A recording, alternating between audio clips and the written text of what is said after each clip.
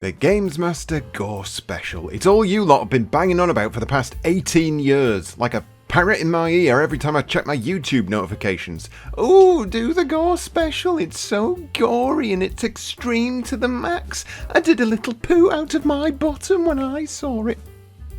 Well then, let's just see if that poo you ejected was worth the effort, shall we? The Gore Special is a strange moment in time where GamesMaster was still sort of at its peak of relevance, but it was also recovering from a momentary lapse in Scotsman.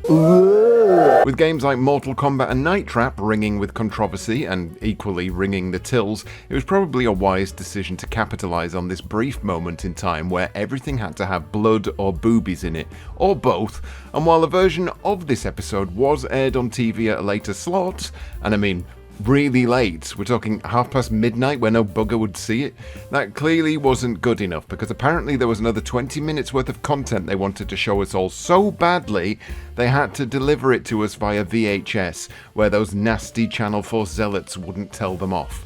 One can only assume that the vast majority of people who bought this were looking for something softcore they could have a wank to, but were too embarrassed to buy the latest Tinto Brass in HMV. Yes, I was the one behind the till. I know what you were up to. Would this Gore Special be worth the entry fee? I guess we'll find out, but first, let's see what incredible games are advertised before the main event. Here's Benjamin Hall on the Jaguar system to play Cybermorph. Oh dear. Cybermorph only on Jaguar by Atari. Get bit by Jaguar. To master Kazumi Ninja, and to defeat the evil ninja Gyaku, you need razor-sharp reflexes. Oh dear, oh dear. Only on the 64-bit Jaguar. Yeah! And I say to you, my brothers and sisters, hell is a deep, dark, foul-smelling prison of the damned. And I say to you, my brothers and sisters, hell is a deep, dark, foul-smelling prison of the damned. Foul-smelling prison of the damned. Foul-smelling prison of the damned. And I say to you, my brothers and sisters, hell is a deep, dark, foul-smelling prison of the damned. Foul-smelling prison of the damned. Foul-smelling prison of the damned. And I say to you, my brothers and sisters, hell is a deep, dark, foul-smelling prison of the damned. Foul-smelling prison of the damned. Foul-smelling prison of the damned.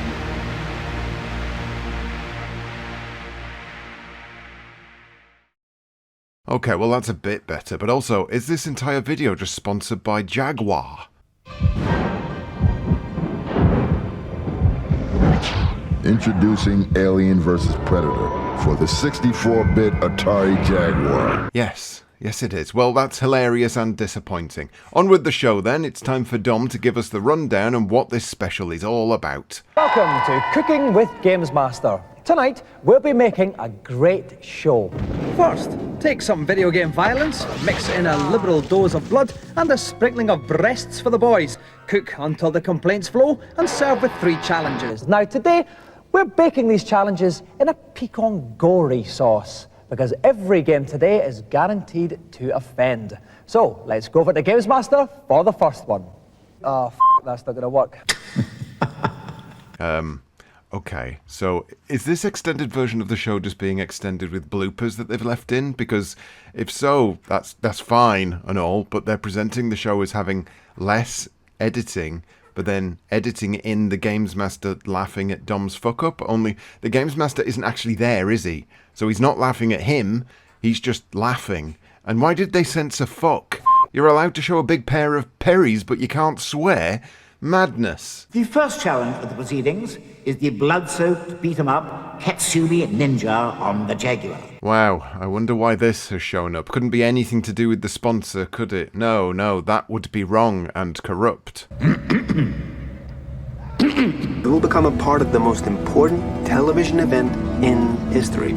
And letting the first blood on our Gory Special, we have Carl Wright and Mark Veal. Okay, this is the Gory Show where we're doing everything sick and disgusting. Carl, what's the most sick, disgusting thing you've seen in your life?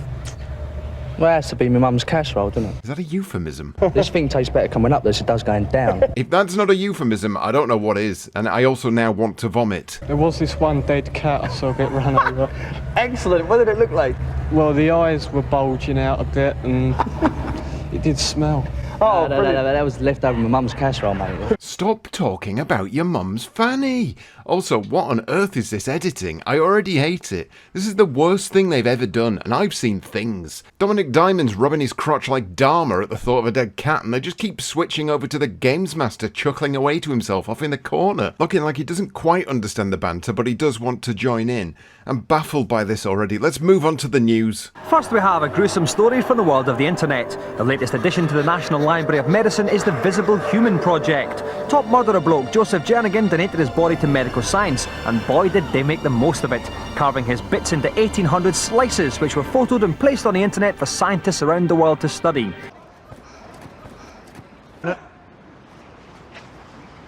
You had one job. Played in sequence, the images form a macabre journey through the body. Here seen from front on. The spine is revealed before finally passing out through the back. Not even Mystic Meg could have anticipated what was to happen to Joseph after his death. First, his frozen body was cast in styrofoam for protection. It's not exactly gory, is it? This is learning. What is this, bad influence? Next, Joseph's body was put in a fridge for 4 months, basically because the scientists forgot it was there. Why have they added sound effects to this bit? Did they realise it was a bit too edutainment and thought some jolly old chain-pulling sound effects might liven things up? Well, it didn't. I'm still incredibly bored and filled with fascinating knowledge. Thanks, GamesMaster. This gave scientists a view of the body travelling from the head down to the toes.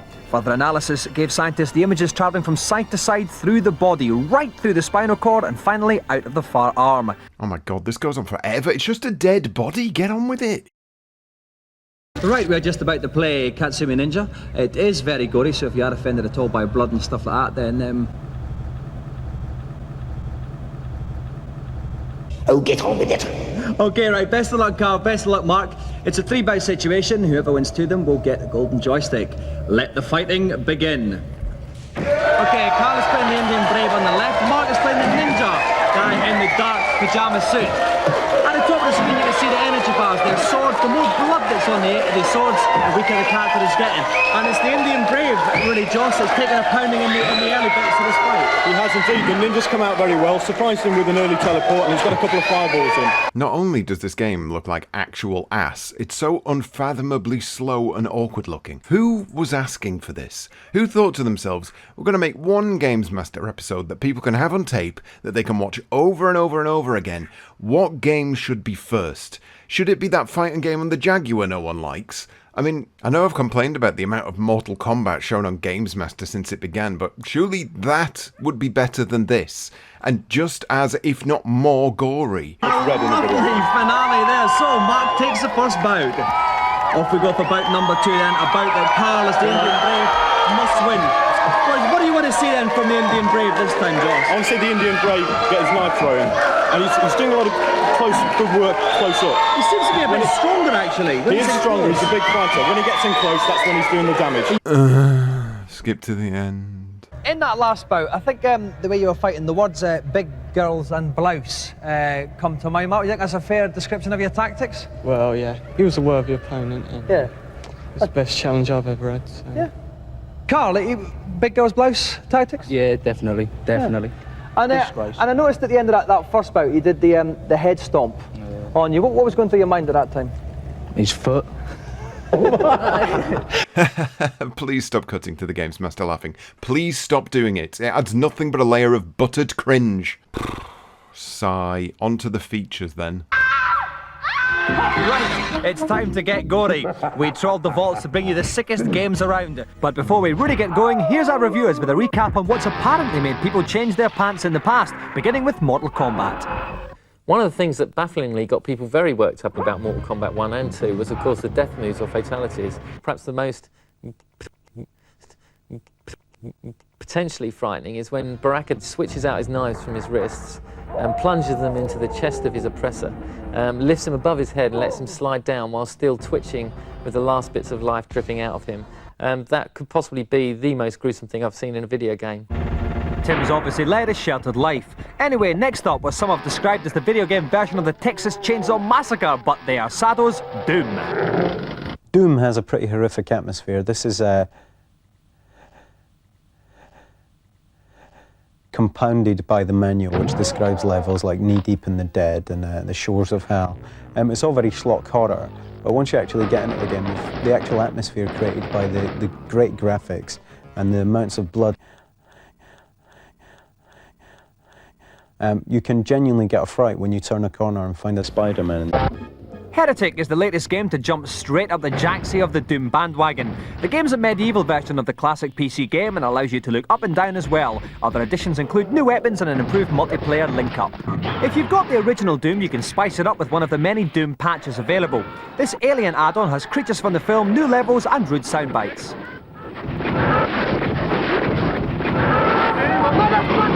Okay, so those swears weren't censored? It's only censored when Dom swears. Is Scottish swearing worse for the ears or something?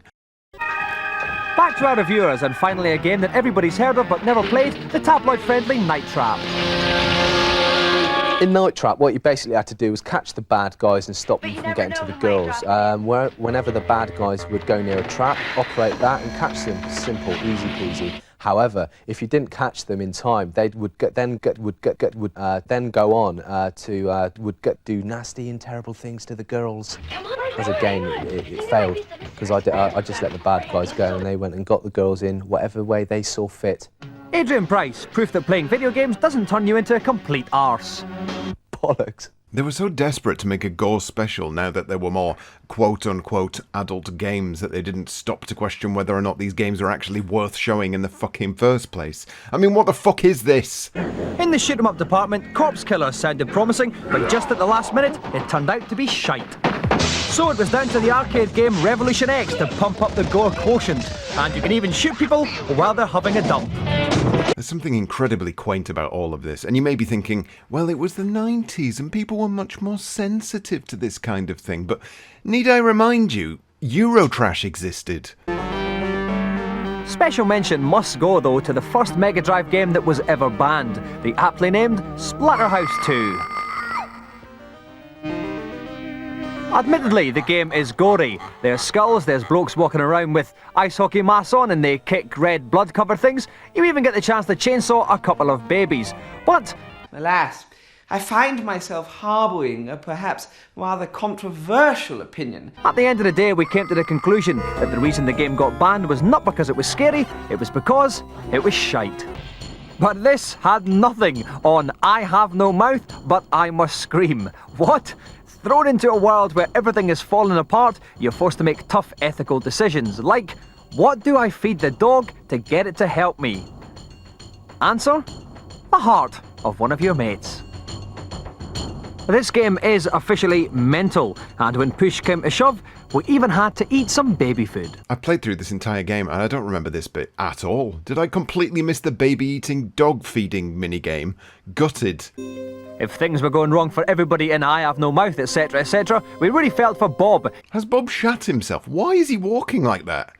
No, the truth is there's not nearly so much gore out there as one would think. Harvester's probably the most frightening game we came across, with a genuinely disconcerting atmosphere and a fair share of gore.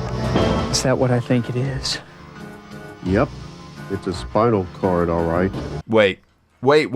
I've also played through this game, and that most definitely is not the same cutscene. My God. Is that what I think it is?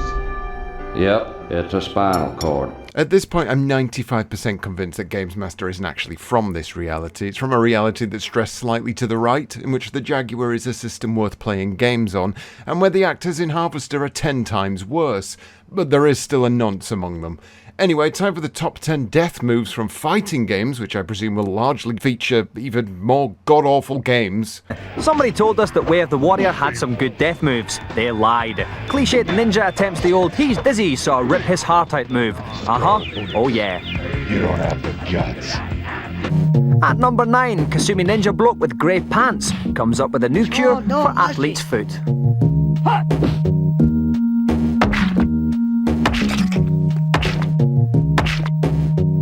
For anyone younger than 30 or so, this is what we used to get excited about. This. digitised images of people getting cut in half. It's all we had. But top of the pops by a clear margin. Yes, he had to be in there. It's our favourite Scotsman from Katsumi Ninja. All together now. Okay. Anger, win. Tonight's extra special celebrity is currently fiddling around with his curling tongs. While he's doing that, let's go over to GamesMaster and find out what he'll be playing. My next challenge is a game on the Jaguar. This time on the shoot-'em-up Alien versus Predator. Kill, kill, kill, kill, kill, kill, kill.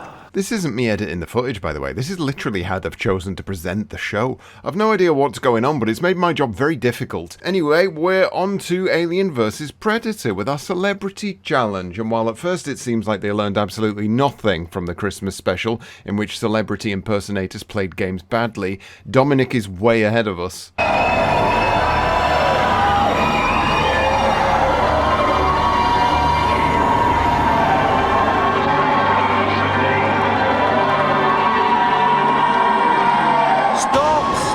I said for ages this challenge would be pathetic, but did they listen? Did they bumhole? Somewhere there is a crime being committed. And the crime is arse actor in crap costume. Let's forget this ever happened and go to the consultation zone. That does mean we have to delve into the consultation zone, which I've largely avoided for 2 series now because it's incredibly boring, but I'm happy enough to see Ecstatica as the first game, so let's see where that takes us. Who dares to be first? GamesMaster, I can't get any further on Ecstatica on the PC. I've come to a room where there's a small door, but I don't seem to be able to get through it. It is the way to go, but since you're too big to fit through it, try a bit of magic. First, collect a twig from the church, travel to the house of the drunken bear, and make your way upstairs, carefully avoiding your host's vicious lunges and desperate halitosis. In the room containing the book, drop the twig into the funny-looking pot. Now, collect 2 more items to complete your spell. A flower from outside the church and a shrub. Take each of these back to the book room and put them in the pot too. Before you can say, Paul Daniels, you will be transformed into a little weasel. You have to love Ecstatica's absolutely bonkers, very specific logic. The next solution is for... GamesMaster. When playing Isle of the Dead on my PC, I find that my shotgun isn't powerful enough. Isle of the Dead? Seriously? They were really shoehorning the guts and gore into this one, weren't they? What else have they got? GamesMaster. I heard for the arcade game Bloodstone, there were some nasty fatalities on it. Can you tell me how to pull them off, please? This game again. I'm sorry, but any game that thinks reflections look like this should not be shown on television. Disgusting. Straight over to the feature then, and it's Phantasmagoria. Of course it is. This is Oakhurst, California, right in the middle of redneck cowboy country. The kind of place where if the police catch you speeding, they just take you out their field and say, go on, try and get my gun. It's here, in a new multi-million-pound studio that a spank new CD-ROM game is being filmed, Phantasmagoria.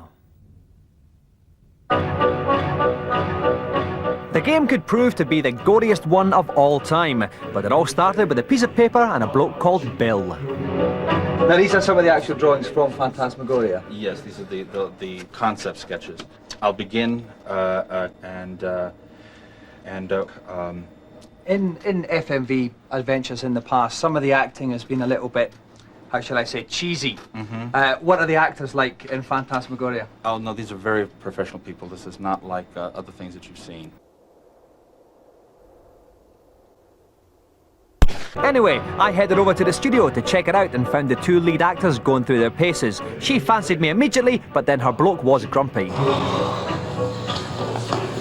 Don, let's leave.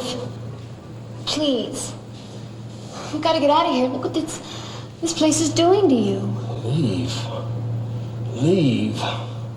This is our home, Adrian.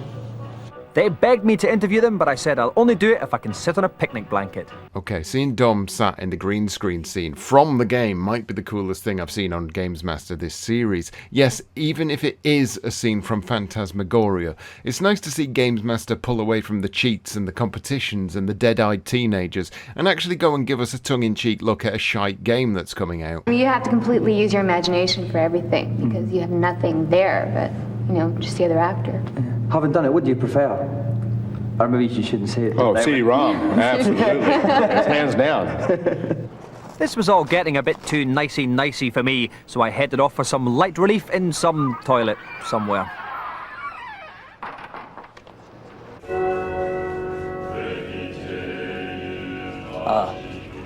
Now she obviously slaps it on with a trowel, whereas this lady here, this is actually Judy Finnegan without her makeup on. And this girl, actually, she's in two minds about the whole thing. Strangely aroused by what I'd seen, I set off to confront head honcho Roberta Williams, and I asked her if it was big and clever for a bird to make a gruesome game. Tweet, tweet. You know, it is. Right, bollocks to that then. We'll just have to resort to that other mainstay of late night telly instead. I want to fulfill your fantasy. That's the end of the horror segment, and now it's time to whap your cocks out for some low-resolution images of Norks. And presumably the bird counter's going to go absolutely mental. Whoa! What I wouldn't give to do her plumbing. More innocent fun can be had in Plumbers Don't Wear Ties, a deeply absurd game in which the object is to get John the plumber and Jane the bird into each other's arms. Hi, my name's John. God, he's cute. Great looking vibe. Hi. My name's John. Great looking vibe. Great looking vibe. Great looking vibe. God, he's cute. John. Great looking vibe. Great looking vibe. Great looking vibe. God, he's cute. Whoa. Hi. Whoa. John. Blind Date offers more dating conundrums, this time as you attempt to win over official Fitbird Cilla Black! That which does not suck is cool. In fact, she's a completely mad bird. I spent ages chatting with Sandy, but I didn't get too far. Wow, I cannot believe how late it is. You know, I have to get up early tomorrow. I have a 6 o'clock meeting with my Celibacy Anonymous group. Well, pants to you then. Fire was the first game to present a thinly disguised espionage plot as an excuse for ogling birds. Tweet, tweet. If you can't charm women out of their clothes, don't worry. Help is at hand in the multitude of parlour games where all the girls love a winner. We fancied poker. Competition was serious with page 3 girls like Maria Whittaker at stake, and despite being complete novices, we were soon getting our cards out for the birds. Tweet, tweet. Yes, the old playground game was a favourite of ours too. Simply choose one of 3 items and hope that when you go for your hand, she doesn't pull out the scissors. Who on earth is going to enjoy this? It's not even a game. Nobody liked it in Alex Kidd, and granted, he didn't get his tits out when he won, but I could just play Alex Kidd next to a copy of Razzle and get a lot more enjoyment out of it. In a novel twist, the mag mixes Fitbirds with video game reviews. We saw this as reason enough to make our way to Digital Dreams HQ in the hope of seeing some top action. Unfortunately, we met this bloke, Steve Shields, mag editor. We asked him about the video game reviews, but he was intent on telling us about the Digital Dreams Theatre. Going to be more interested in is probably the moving footage. Spot on. But Steve, with all these birds and that goatee, do you get time to sleep? I commission girls to be photographed, but I don't actually go and meet them. What a waste of time. And just down the corridor, there was Madame Zach, who runs the Pleasure Dome bulletin board system. Okay, well, clearly this is the sexiest thing they've shown so far. Samples of Digital Dreams and other top-ranking publications contribute to interactive stories and chat with the mysteriously named woman herself. It sounded interesting, so we thought we'd check it out. Welcome to the Pleasure Dome. I'm Madam Zach. Let me guide you around our fantasy world. Well, we did say it was a gore special. Harsh. I gotta get some balls when it comes to meeting chicks. Yes, having a big lighthouse and the rocks to stand it on certainly helps. I should know I score with birds every day. Tweet, tweet. Bear to bear, the way it should be. Be it bear to bear, no underwear, anywhere, everywhere. Let's share the bear. What the fuck am I looking at? When you're dealing with Terry, the world's first virtual girlfriend, lick her neck, legs, ears, nose, everywhere. She loves it. That feels great. Ugh. I know I'm gonna pretty soon. Seriously, cum? They can show boobs, but they can't say cum? Who is this even for? Moving swiftly on, we have a Doom 2 competition and... The contestant has 2 minutes in which to dispatch 25 alien denizens before they reduce him to a bloody pulp. Stop fucking laughing. You're laughing at nothing, you demented old fuck. Also, right, look who's here. Yeah, Dave's do-rag, etc, etc. But in an episode full of misogyny and ogling at women, why the fuck wasn't Dave front and centre joining in with it all? These people, honestly, you can leave the goal wide open and they'll still end up shitting on the referee. Let's watch a man play Doom 2. So off goes Darman. He's taking out the monkeys first of all. Bottom left hand corner, you can see the health. Bottom right hand, that's the armour. Quite good just now. He's coming up. That's his 4th kill so far. Good start, Dave. Very good start. Yes, he's been very precise. He's just picking them all one at a time. He's chosen to ignore the chain gun though. Village people. That guy was in the village people. We had the Tashi and everything. Okay, he's up to 6. His health's taking a bit of a walloping now though, Dave. 33%.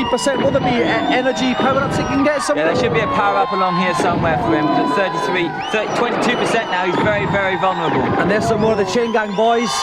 Okay, a bit quieter now, a bit of time to rest, recuperate, get his thoughts together. Wants to watch out as he comes around this corner, they're going to be waiting for him. Big bold shotgun boy, and it's been going for 42 seconds. He's got 2 minutes to do the challenge, so time-wise he doesn't have a problem, Dave. Dear God, if these enemies don't kill him, his frame rate will. Only a few more, he's got to get left.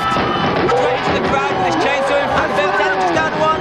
But he's busted belly at the last one. Dermot has done the challenge with 1% energy left. Okay, now Dermot, that was very, very close at the end there. And what was the trickiest part of that for you?